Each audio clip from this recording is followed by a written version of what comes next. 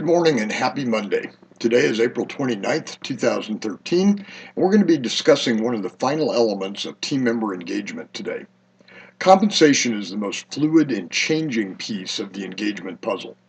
It can be influenced by elements far outside the control of any leader, including overall economic conditions, tax policies, competitors, and organizational health. It can also be influenced by factors directly in control of most leaders, such as workplace tone, the company's culture, volume of positive feedback and appreciation, and the spirit of the leader.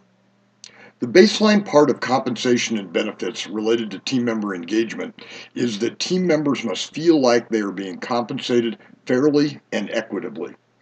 This gauge of fairness is not determined by any compensation study, but rather by the team members' belief that they're receiving sufficient money to support their life and their life needs. Do they have disposable income necessary to pay for bills, or are they in a constant state of conflict over their personal cash flow? Another gauge of compensation fairness is about how the team members compare their compensation with other team members and to their contribution to the overall company's success.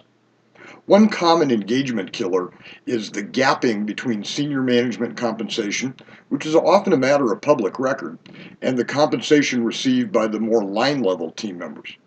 Also harming engagement is potential gaps between newly hired team members and those having worked in the function for a period of time. Don't be naive. Team members know, regardless of your policy, what other team members make. Hire a new person from the outside the organization at a significantly higher amount, and you will have an engagement issue related to compensation on your hands. One way to combat issues about compensation fairness and equity is to use a broad-band pay structure that has very few pay grades. This means that comparison to other pay grades will be few and not as easy to identify.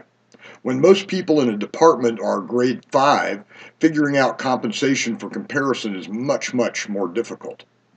The other method to work against compensation becoming an engagement issue is role explanation and understanding.